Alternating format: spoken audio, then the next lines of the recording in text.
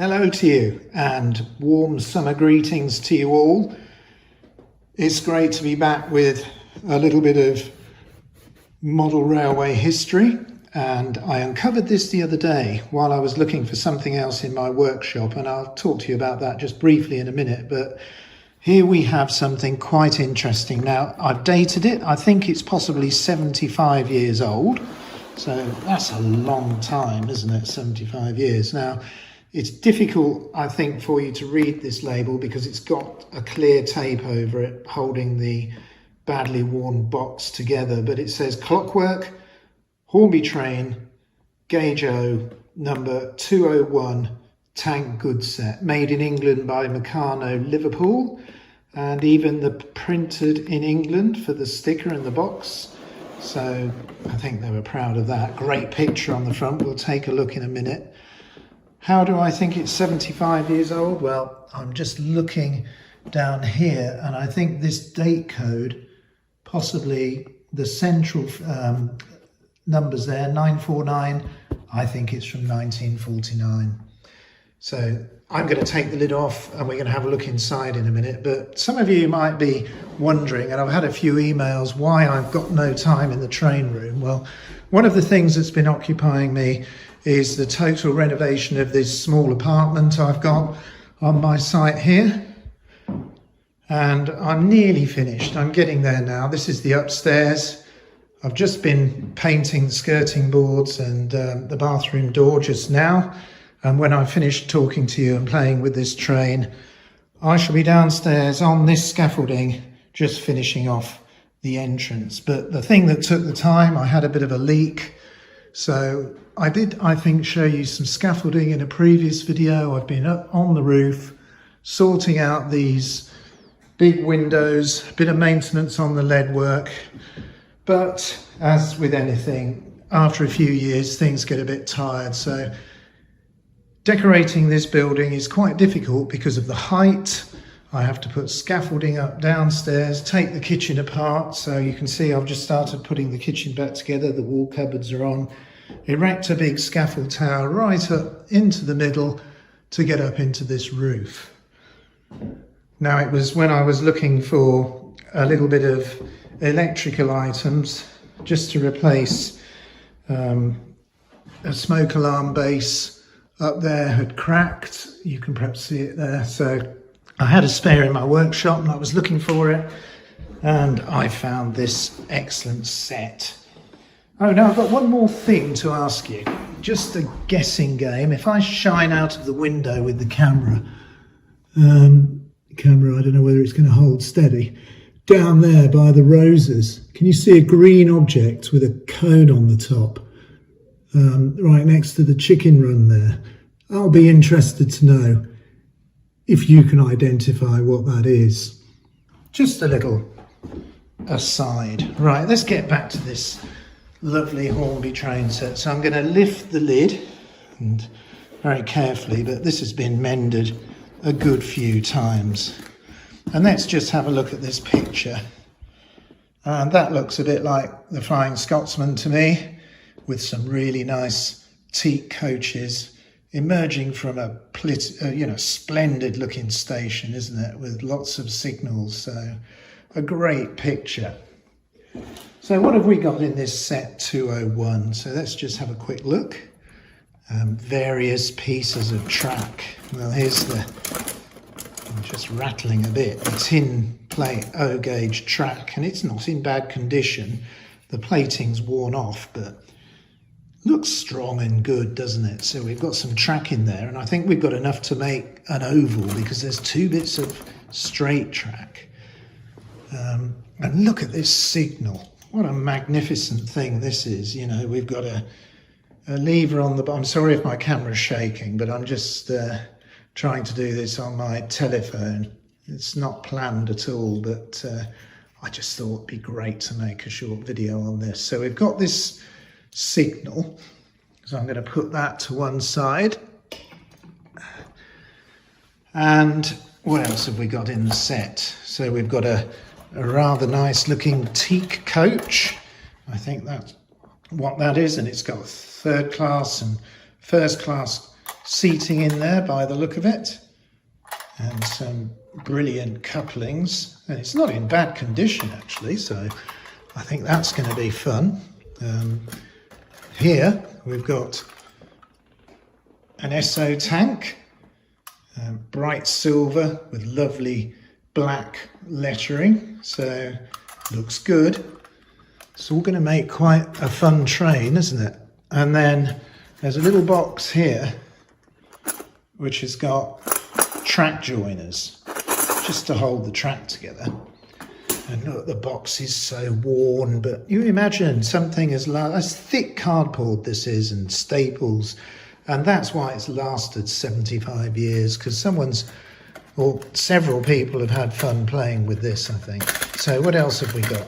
Now this seems to be caught.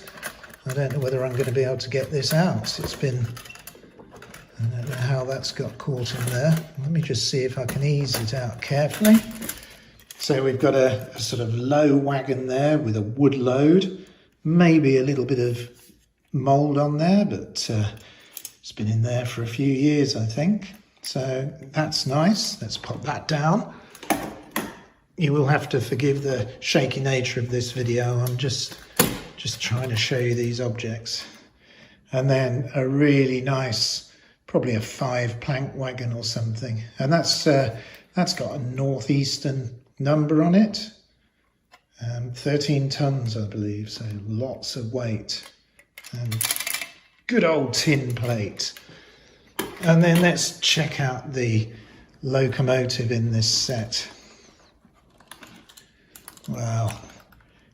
LNER 040. And what a lovely paint job on this. Look at the sort of lettering with black and red highlights around the gold. Lots of printed detail on the bodywork boiler bands. Let's turn it around the other way. And it looks pretty good. Valve gear, connecting rods. Just a great item. And underneath, I'll show you in a minute, we've got remote control operation. So we've got stop start and a forward reverse lever, I think. And then somewhere under here, there's a lever that you can catch on the track to stop the loco remotely. So it's got a bit of life in it. I did test wind it to make sure the spring was all right. So I'm just going to put that down. I haven't got the original key. So I've been into the old clock repair workshop, and I've just taken one of my stock keys out of the cupboard, and 3.25mm seems to fit really snugly. Look, I'll drop that, haven't I? Just let me grab it again. Excellent. So I'm ready to wind this up. So what I'm going to do is I think I'm going to pause the recording now and go and get my tripod so I can assemble all this stuff together and share with you a bit of fun clockwork running. So I hope you'll stay with me while I do that, and I'll get this all sorted. Okay, well, firstly, I'm sorry about the sound quality. This is a very echoey room, and I'm only using my telephone to record, but hopefully you'll be able to hear me now. I've got this set up, and I did just have a look at it, and we've got one problem with it, that being that the mechanical on-off facility is broken. So the motor just runs all the time, which is a shame, because I was hoping to show you this feature here, which can remotely stop the locomotive. Now I'm going to just wind it up, and we'll enjoy a little bit of forward running. So it is quite noisy on the boards, but it makes a great noise on this heavy tin track. So let's just see how it runs.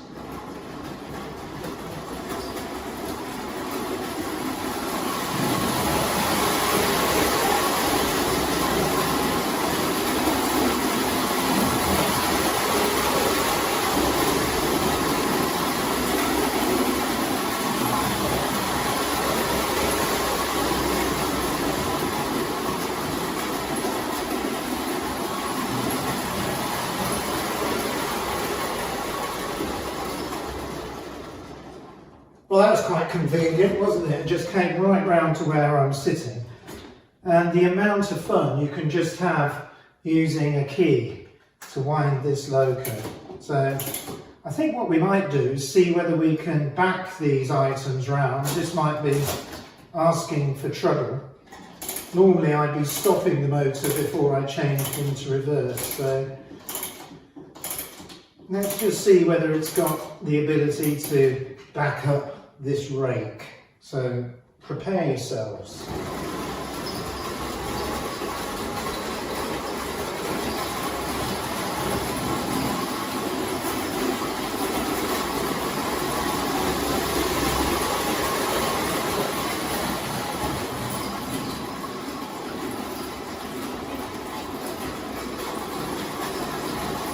Well, we've certainly got out of trouble there, because I don't know whether you noticed this, but the little flat wagon has derailed, so I'm just going to put it back on. And I don't like changing direction with power still in the motor, not being able to stop it, which is a shame.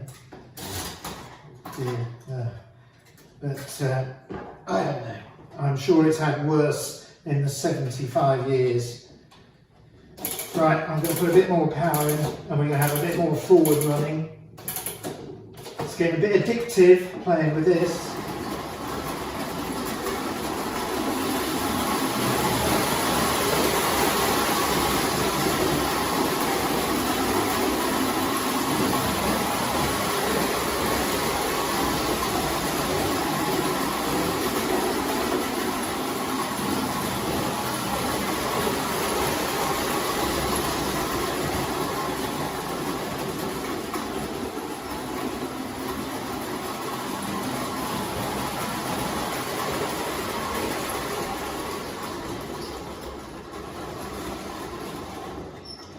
Must have been a real treat if you could get your hands on these, because for a long time people that wanted these sort of things for entertainment were thwarted by material shortages, and it wasn't easy to get stuff after the conflict 39-45. So I think Meccano struggled in general for a long time sourcing enough materials to make items in their range. But when you did get this in this box and unpack it for the first time, and you need a bit of room to set it up, wouldn't you really? Because you can see up here, it takes quite a bit of room. So I guess that's why O was really starting to become very popular, because it was indeed something you could have on your table rather than your floor. You'd need a pretty awesomely large table, wouldn't you, to put this set on.